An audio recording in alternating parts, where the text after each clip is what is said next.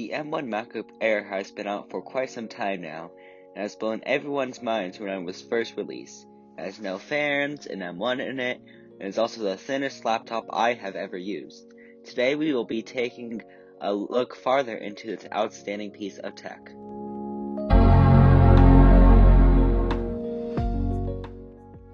Let's talk about software. macOS is a lot better with software than its predecessors by allowing developers to port their iPad or iPhone apps to macOS with no changes needed in them at all. However, there's a downside from its Intel predecessors. Developers that have not optimized their apps for M1 need to rely on Rosetta 2 to keep their apps running on Apple Silicon Macs. Rosetta basically constantly converts Intel apps to M1 native apps, which causes RAM to be used a lot significantly, and crashes a lot.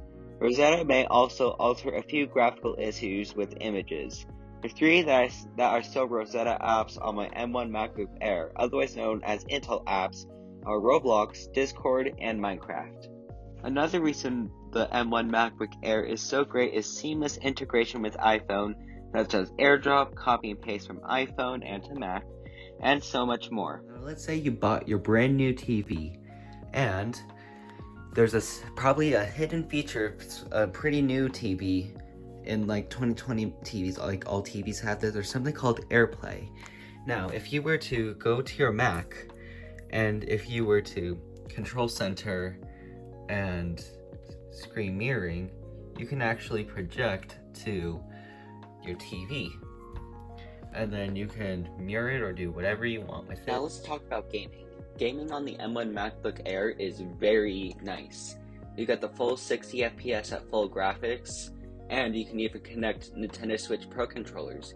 You can't really do that with Windows or Chromebooks, can you? It is actually pretty nice. You get like games like NBA 2K22 all for just $5 a month. And you also get Angry Birds Reloaded and Skate City. Those are pretty good titles. You also get some Lego games on here. You get pretty nice games. Spray Blast is pretty fun. And best of all, they synchronize between your phone, your Apple TV, your iPad, and your Mac, which I find really nice. Now let's talk about uses for education. Apple has iWork Suite, which includes of Pages, Keynotes, and Numbers.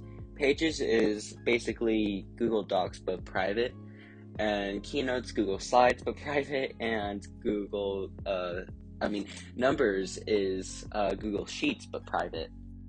Now, Apple doesn't only have iWork Suite, they also have the Classroom app for both iPads and Macs. And they also have a web client for Chromebooks and Windows and Android and all that kind of stuff. So it's basically Google Classroom, but more secure and more private. And speaking of privacy, Apple has a very big commitment on privacy. Unlike Google and Microsoft, Apple doesn't sell any of your data at all, which means your ads are safe, your web searches are safe, your search history is safe, and it's never shown by anyone except for you. Another reason to go all Mac is because of the more optimized operating system. Windows is a good operating system, but first of all, it steals your data. Second of all, it's not always smooth. I ran the same thing at the same settings on high graphics, and I got 60 FPS on the Mac, while only 35 on the Windows 11 version. Apple is also known for not including backdoors in their operating systems.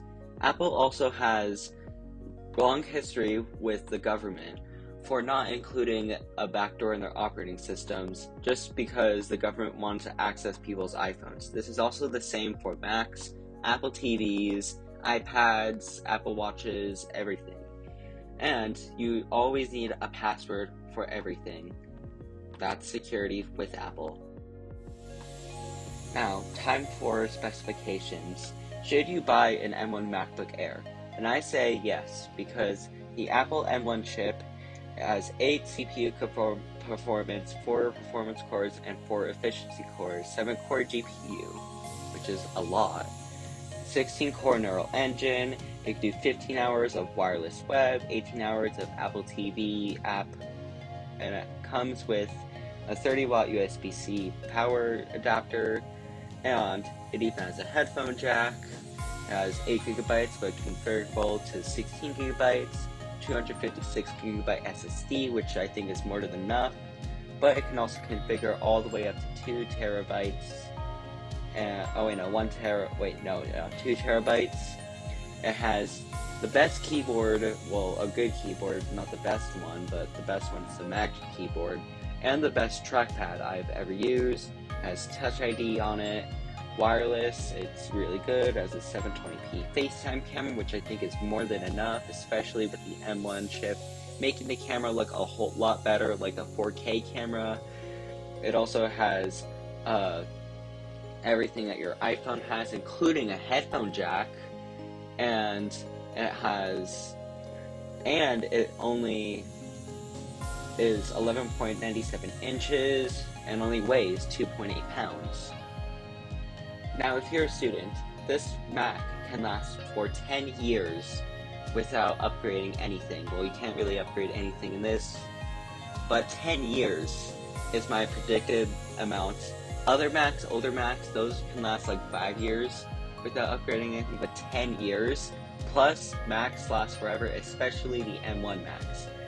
Well, Macs don't actually last forever, but they do as long as you don't break them, and if you take really good care of them, but they don't break accidentally, and even if it does, Apple will help you out with it. Thank you for watching my really Apple tech video, and if you have any questions about the M1 MacBook Air, please feel free to leave a comment down below. I'll respond as soon as possible, maybe even heart it, and please be sure to subscribe and like, and I will see you in the next Willy Apple. See ya!